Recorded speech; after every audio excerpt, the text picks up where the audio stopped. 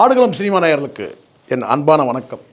இன்றைக்கி திரை விமர்சனத்தில் அவதார் 3 அந்த படத்தை பற்றி தான் பார்க்க போகிறோம்.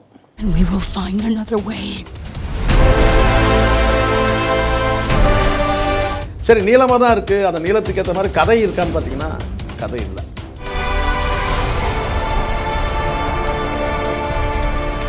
படத்தில் ஃபயரும் இல்லை, ஆஷும் இல்லை, அப்படி தான் இருக்குது. பட் என்ன சொல்ல கேட்டால், இந்த ரெண்டுத்துக்கும் இல்லாமல் ஒரு புகை இருக்கும் பார்த்தீங்களா, அந்த மாதிரி ஒரு புகைச்சலாக தான் அந்த படம் பார்த்தீங்கன்னா அப்படியே போயிட்டுருக்கு. ஒரு குறிப்பிட்ட சில காட்சிகள் உணர்வுபூர்வமாக வச்சுருந்தாலும் கூட பார்த்தீங்கன்னா அது பெரிய அளவில் ஒரு தாக்கத்தை ஏற்படுத்துன மாதிரி தெரியல. You cannot live like this, baby. In hate.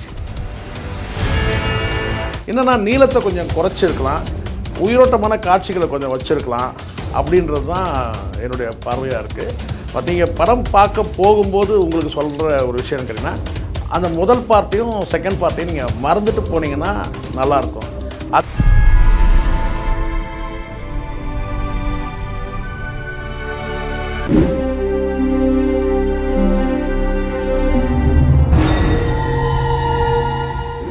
இயக்குனர், ஹாலிவுட் இயக்குனர் ஜேம்ஸ் கேமரூன் இயக்கிய அது டெர்மினேட்டராக இருக்கட்டும், த ஜட்ஜ்மெண்ட் டேவாக இருக்கட்டும், டைட்டானிக்காவாக இருக்கட்டும், ஸோ இந்த 3 படங்களெல்லாம் தூக்கி அடித்து சாப்பிட்ற மாதிரி அவதார். ஸோ அவதார் படம் கேட்டால் உங்களுக்கு தெரியும் நினைக்கிறேன், மிகப்பெரிய ப்ளஸ்ஸு நீலம், ப்ளூ. ஏன்னா ப்ளூ வித்துன்னு சொல்லுவாங்க இல்லையா, அந்த மாதிரி கேட்டால் மிகப்பெரிய ஒரு ப்ளூ மேஜிக் பண்ணியிருப்பார் ஜேம்ஸ் கேமரூன். பாகம் 1 அவதாரில் பார்த்திங்கன்னா ஒரு வித்தியாசமான ஒரு விஷுவல், அதாவது நம்ம கண் பார்வைக்கு இதுவரைக்கும் பார்க்காத அல்லது கற்பனைக்கு எட்டாத உருவ அமைப்புகளுடன் கூடிய ஒரு பழங்குடி மக்களுடைய அவங்களுடைய வாழ்வியல் இடமாக இருக்கட்டும், அவங்களுடைய கலாச்சாரங்களை எல்லாம் அந்த படத்தில் காட்டியிருப்பாங்க. முழுக்க முழுக்க வனம் சார்ந்த அந்த காட்சி அமைப்புகள் ரொம்ப வித்தியாசமாக இருக்கும், நம்ம கற்பனைக்கே எட்டாத வகையில் இருக்கும்.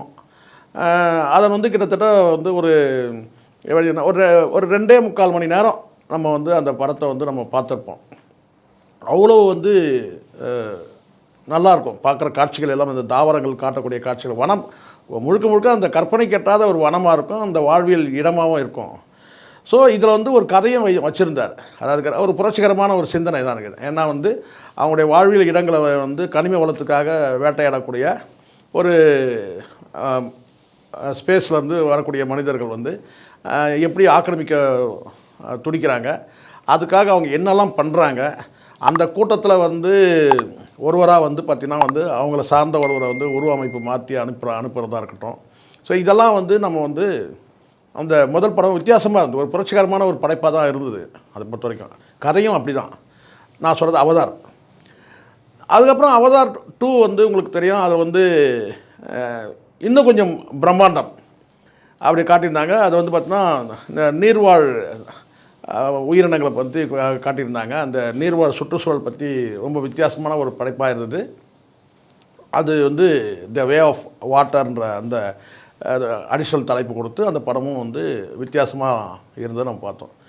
அதுக்கு பிறகு ஒரு 3 வருடங்கள் கழித்து, ஒரு 3-4 வருடங்கள் இருக்கும்னு நினைக்கிறேன் தோராயமாக.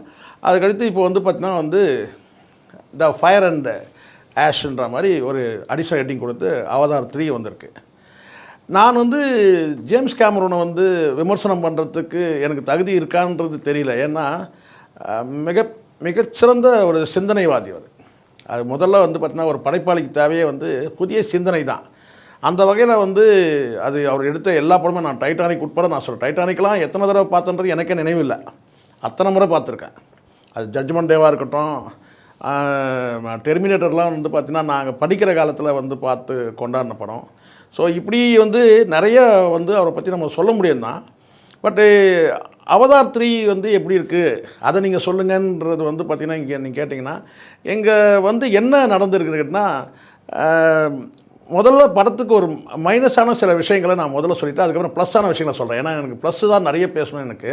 பட் இருந்தாலும் மைனஸான விஷயங்களை ஒரு விஷயம் சொல்லி, இந்த படத்தில் மைனஸ்ன்னு பார்த்திங்கன்னா ரொம்ப நீளமாக இருக்குதுன்றது ஒன்று ஃபஸ்ட்டு. சரி நீளமாக தான் இருக்குது, அந்த நீளத்துக்கு ஏற்ற மாதிரி கதை இருக்கான்னு பார்த்தீங்கன்னா கதை இல்லை. சரி பொதுவாக சொல்லப்பட்டது என்ன கேட்டால் அடிஷ்னல் தலைப்பு த ஃபயர் அண்ட் ஆஷ்னு. படத்தில் ஃபயரும் இல்லை ஆஷும் இல்லை, அப்படி தான் இருக்குது. பட் வந்து என்ன சொல்ல கேட்டால் இந்த ரெண்டுத்துக்கும் இல்லாமல் ஒரு புகை இருக்கும் பார்த்தீங்களா, அந்த மாதிரி ஒரு புகைச்சலாக தான் அந்த படம் வந்து பார்த்திங்கன்னா வந்து அப்படியே போயிட்டுருக்கு. ஒரு இழுவையாக இருக்கிற மாதிரி இருக்குது. கிட்டத்தட்ட ஒரு 3.5 மணி நேரம் வந்து இதுக்கு ஏன் 3.5 மணி நேரம் ஸ்பெண்ட் பண்ணார் அப்படின்ற மாதிரி இருக்குது. வழக்கமான பிரம்மாண்ட காட்சிகளை வந்து அதில் பார்க்க முடிஞ்சாலும் கேட்டால் வித்தியாசப்படுத்தி ஏதாவது காட்டியிருக்காரான்னு கேட்டால் அது இல்லை. உங்களுக்கு தெரியும் ஃபயர்னு சொன்னாலே இப்போ எப்படி மழைன்னு சொன்னால் ஒரு குறிப்பிட்ட ஒரு நாட்டில் வந்து மழையே முழு நேரம் மழையே இருக்கும். ஃபயர் பற்றி எடுத்தாலும் பார்த்திங்கன்னா அஜர்பைஜானை சொல்லுவாங்க. என்னென்னு கேட்டால் அந்த முதல் அந்த நெருப்பை வந்து பார்த்திங்கன்னா ஒரு மனிதன் அறிந்து கொண்டதே எங்கே கேட்டால் அஜர்பைஜானை தான் சொல்லுவாங்க.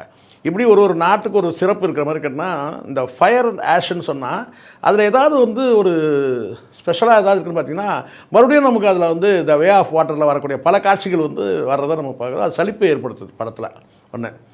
சரி ஒரு நீளமான வசனங்கள் இருக்குது, ஒரு உயிரோட்டமான வசனங்கள் இருக்கான்னு பார்த்தீங்கன்னா நீளமான வசனங்கள் இருக்குது, ஆனால் உயிரோட்டமான வசனங்கள் இருக்கிறதா பார்க்க முடியல.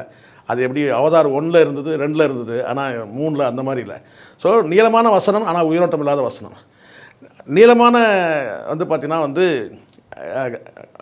படம் ஆனால் வந்து கதை இருக்கான்னு பார்த்தீங்கன்னா நீளமான அந்த கதைக்கு வந்து பார்த்திங்கன்னா அந்த நீளமான படத்துக்கேற்ற கதை இல்லை. அப்போ இதை வந்து ஒரு 2.5 மணி நேரத்தில் கூட இந்த படத்தை வந்து முடிச்சிருக்கலாமே, இது எப்போ படம் முடியுன்ற அந்த சலிப்பு ஏற்படுறத நம்ம பார்க்குறோம்.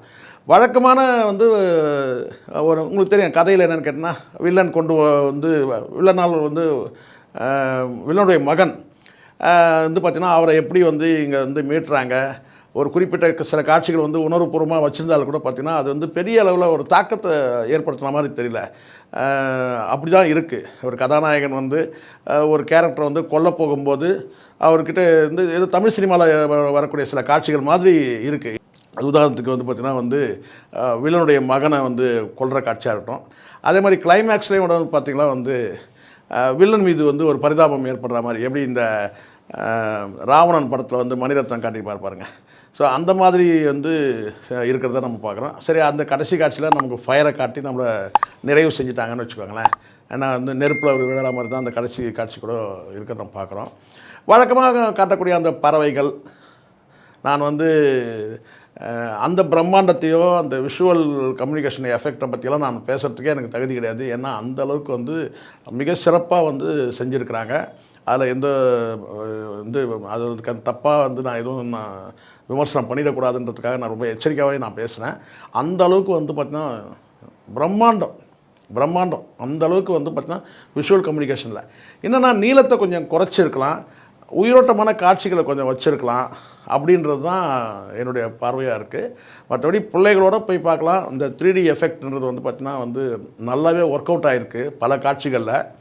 பட் படத்தில் ஒரே ஒரு விஷயம் நான் சொல்லுவேன் என்னென்னு கேட்டிங்கன்னா, நீங்கள் படம் பார்க்க போகும்போது உங்களுக்கு சொல்கிற ஒரு விஷயம்னு கேட்டிங்கன்னா அந்த முதல் பார்ட்டையும் செகண்ட் பார்ட்டையும் நீங்கள் மறந்துட்டு போனீங்கன்னா நல்லாயிருக்கும்.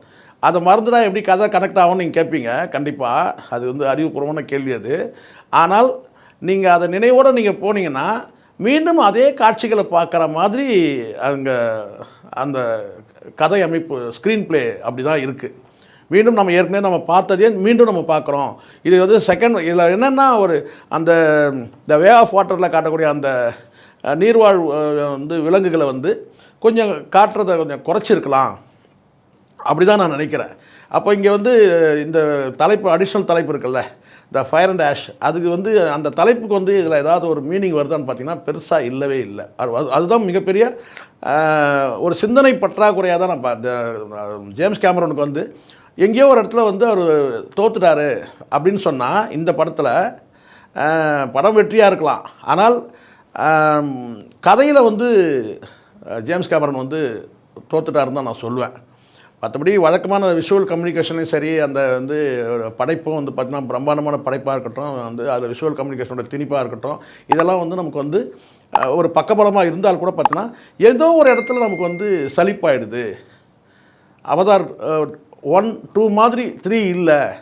அப்போ இன்னும் ஏதோ ஒரு நம்ம வந்து எதிர்பார்ப்போடு நம்ம அங்கே போனோம். இந்த ஃபயர் அண்ட் ஆஷ்ன்னு சொன்னால் ஏதோ காட்ட போகிறாரு அப்படின்னு சொன்னால், ஆனால் அதில் வந்து இல்லை, மீண்டும் வந்து பார்த்திங்கன்னா அதே ப்ளூ மேஜிக் அண்டு வாட்டர் அதை சொன்னால் வந்து இந்த வே ஆஃப் வாட்டரில் இருக்கிற சில காட்சிகள் அது மீண்டும் நமக்கு திணிக்கப்பட்ட மாதிரி இருக்குது. அப்போ அடிஷ்னலாக இன்னொரு 1 மணி நேரம் வந்து நமக்கு ஏதாவது வந்து ஃபயரில் ஏதோ ஒரு ஃபயர் அண்ட் ஆஷில் ஏதோ மேஜிக் காட்ட போகிறாரு பார்த்தா அது நடக்கலை. பட் ஆனால் நாம் வந்து இன்றைக்கி இருக்கிற இந்த சினிமா நம்ம தமிழ் சினிமாவாக இருக்கட்டும், இந்தியன் சினிமாவாக இருக்கட்டும், அல்ல உலக சினிமாவாக இருக்கட்டும், ஆனாலும் வந்து அவதார் 3 வந்து நம்ம வந்து அப்படி போகிற போக்கில் ஒரு லெஃப்ட் ஹேண்டில் நம்ம அதை வந்து ஒதுக்கிட்டு போக முடியாது. படம் நல்லாயிருக்கு, நீங்கள் வந்து குடும்பத்தோடு போய் பார்க்கலாம், பிள்ளைகள் கொண்டாடக்கூடிய அளவுக்கு தான் அந்த படம் இருக்குது. ஒரு 3 ஆண்டு காலம் இடைவெளிக்கு பிறகு வந்ததாக கூட கொஞ்சம் நீளமான வந்து ஸ்க்ரீன் ப்ளே இருந்தால் கூட படம் வந்து பார்த்திங்கன்னா வந்து பார்க்க முடியும். நன்றி, வணக்கம்.